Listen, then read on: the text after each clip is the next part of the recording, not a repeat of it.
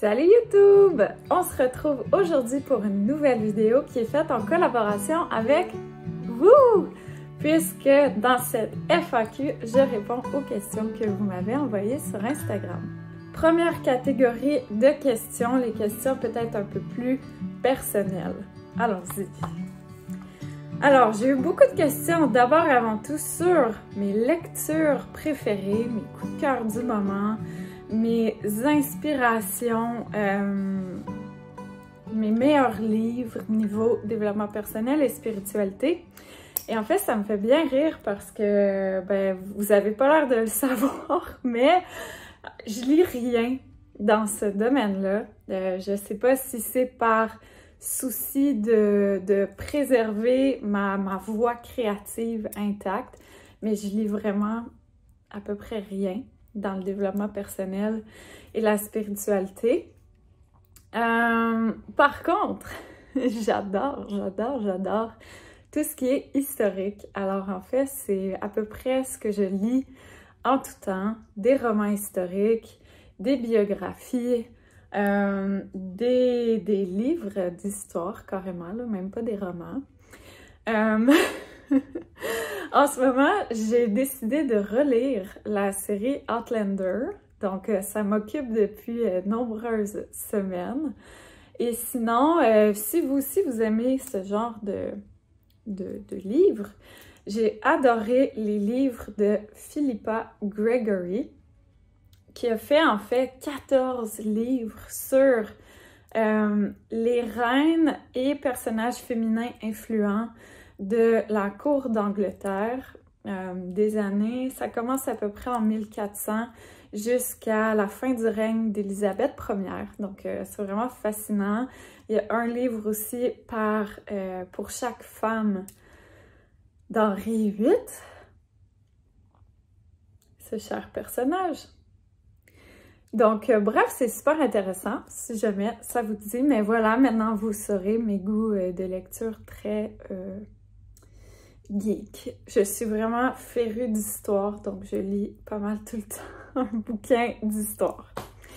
Ensuite, mon hôtel, j'en ai pas.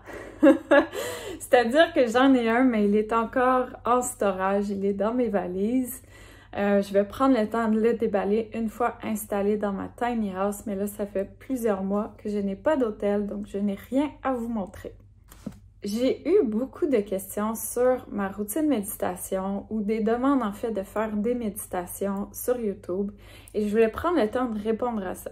Premièrement, ma routine de méditation, elle ne s'explique pas en une courte vidéo comme ça. En fait, je suis en train de développer un cours complet pour vraiment l'expliquer. Puis justement, moi, c'est ce qui a amené ma pratique vraiment au niveau suivant, c'est de comprendre pourquoi je fais ça, qu'est-ce qui se passe dans mon cerveau et c'est ce que j'ai envie de vous enseigner. Donc, ça se répond pas ici rapidement. Et l'autre chose, par rapport à faire des méditations sur YouTube, en fait, personnellement, c'est vraiment pas un médium que j'aime pour méditer. Comme on peut pas vraiment télécharger sur notre appareil, il faut laisser l'application YouTube ouverte. Il y a tout le temps une pub qui démarre à la fin, donc ça nous... Bref, j'aime pas ce format-là pour offrir des méditations. Si ça vous intéresse, en fait, j'en ai plusieurs sur mon site web, dont une qui est gratuite. Elles sont également toutes sur Patreon au niveau de base, 3 $ par mois. Donc, si ça vous dit de méditer avec moi, c'est l'endroit pour le faire. Comment est-ce que je gère les déménagements entre pays? Alors, avec beaucoup de lâcher-prise, beaucoup de lâcher-prise, beaucoup de non-attachement. Avec le temps, je m'en viens quand même pas pire à ce niveau-là. C'est-à-dire le non-attachement aux objets. Ça simplifie grandement les choses de conserver un petit nombre d'objets qui est réellement précieux à nos yeux. Puis le reste, on passe au suivant, on le laisse aller. Le lâcher-prise aussi, en fait, moins je suis dans le contrôle de ce qui se passe, mieux ça se passe. Vraiment, là, tout est beaucoup plus fluide, facile, quand on arrête de tout vouloir contrôler. C'est comment de vivre en France en tant que Québécoise et comment se passe ton adaptation? Ben, ça se passe très bien. J'ai déjà habité en France. Ceux qui me suivent depuis justement mes débuts, j'ai habité en France quand j'ai commencé. Par contre, je suis toujours aussi surprise de la quantité de personnes qui me parlent en anglais. C'est-à-dire qu'ils vont me parler en français, je vais répondre en français et ils vont me répondre en anglais. Et là, je suis comme... Je parle français! Beaucoup aussi dans la même veine là, de gens qui assument spontanément que parce que je suis canadienne, je parle anglais. Juste vous dire, au Québec, on parle français.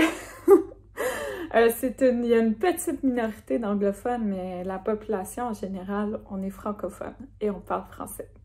Voilà. Sinon, ça se passe bien. Mon seul défi, c'est les ronds-points. Ah, quel cauchemar! On n'a pas de rond-point au Québec et franchement, là, mes premières fois dans les gros ronds-points à 4-5 voies, ah, c'était un stress, là, mais vous imaginez même pas! Mais là, ça sent bien mieux.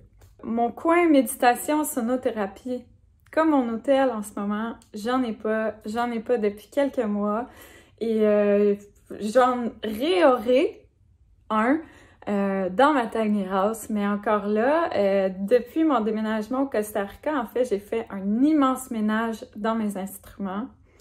J'en ai beaucoup moins qu'avant, j'en ai laissé aller plusieurs, alors j'ai hâte de vous montrer ce nouveau petit coin qui sera bien réduit. Mes rêves à court terme, ben là, vraiment, celui qui prend beaucoup de place, c'est la tiny house. C'est d'enfin habiter en tiny house, mais aussi en nature, de vraiment peut-être être en forêt ou être tout près. En ce moment, je suis en train de chercher mon terrain, de finaliser cette portion-là.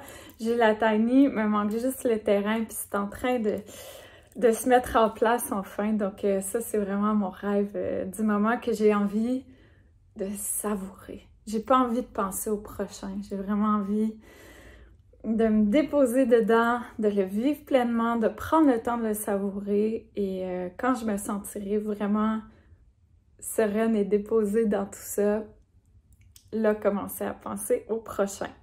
Mise à jour tatou.